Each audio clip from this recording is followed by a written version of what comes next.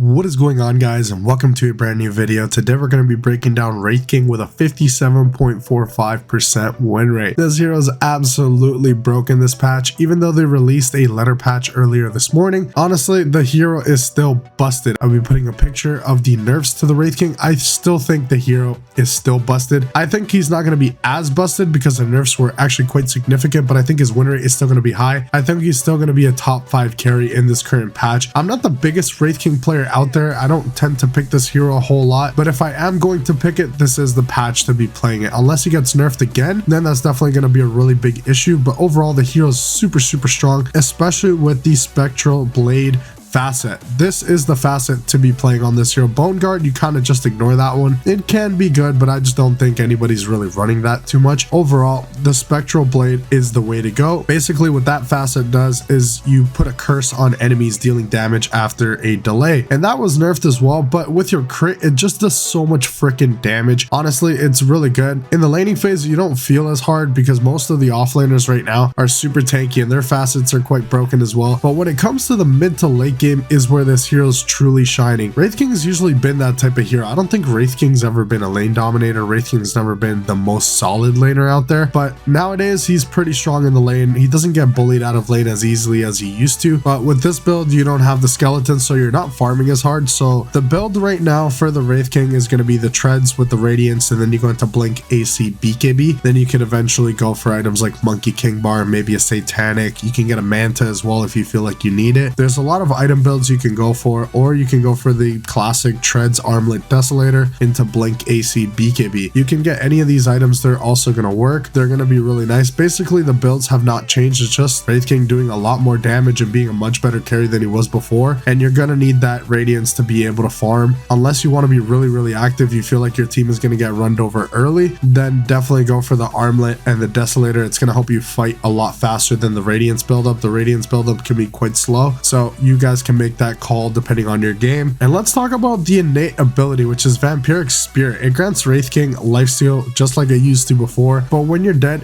it turns you into a wraith. So basically you get free pathing, bonus attack speed, and movement speed, and that's going to be for 5 seconds at max level. So it is pretty nice. It's kind of like your Aghanim Scepter but for free, but for yourself. It's honestly not bad. You might be able to get an extra kill here and there, but overall it's not the greatest thing out there. The lifesteal is nice. It is 50%, which is really solid. It's going to help you sustain through the fights, and that does feel really good, especially with your crit. You can land a nice big crit and you're going to be in a pretty good situation when it comes to your HP. And reincarnation this patch is a lot better than it was before, just because team fights are so hectic right now. There's so many broken heroes running around with different facets and innate abilities. Honestly, having a second life feels absolutely incredible, and I think this patch Wraith King actually might take the Aegis for himself and have 3 lives, just because the team fights are so unpredictable and so difficult. There's still a bunch of abilities players don't understand on how to use. There's a bunch of facets people are definitely tweaking around and playing with, as well as different innate abilities that have changed heroes completely, like Shadow Shaman. Honestly, that hero feels impossible to kill. Even though they nerfed that, it's still really strong. I was playing up against it today. Warlock still feels really strong, and having that extra life is going to help you a lot against these heroes. It's going to help you kite them a little bit better, and it's going to help you disengage potentially and maybe win a high ground team fight with having that extra life. Let me know in the comment section below, what do you guys think about Wraith King? If you guys are carry players, if you guys are repping the Wraith King non-stop. I pretty much have been contesting this hero non-stop. Every time I can pick it, I will try and pick it just because it's super strong. Even though I'm not a Wraith King player, I will just pick it. The advantage is just too much to ignore, and most heroes are going to be struggling against this hero, so if you're able to pick it, you're going to be winning more MMR than with most other carries right now in the current patch. Your best matchups are Night Stalker, Elder Titan, Riki, OD, and Silencer. These are pretty popular heroes. Night Stalker is super popular right now. He's just one of these very strong offlaners, so you're going to have a really good time against that offlaner if you are picking the Wraith King. Heroes like Elder Titan are completely busted, so you counter them as well. It is going to feel really good to be playing up against these heroes and give you a much better advantage. And some of your bad matchups are Lone Druid, Meepo, Tidehunter, Necrophos, Brewmaster. Out of these heroes, the one I've seen the most is Lone Druid with Tidehunter. Necrophos I've seen here and there, Brewmaster a little bit here and there. They're more specialty heroes, same with Meepo. And Lone Druid is a specialty hero, but he is making a comeback. I've been spamming Lone Druid. He just feels really nice. But even against heroes like Wraith King, you just have to commit so much. And honestly, the bear feels a lot more fragile than he used to, and just the Lone Druid doesn't feel as insanely strong as he used to be a couple of patches ago. I think the hero is really, really strong, but just definitely not as broken as he used to be. I think the hero definitely needs maybe another buff, maybe a little minor buff to his HP or something like that, or maybe something like that would definitely help him out a little bit more. I feel like the lone druid, it's a little bit squishy sometimes, especially against these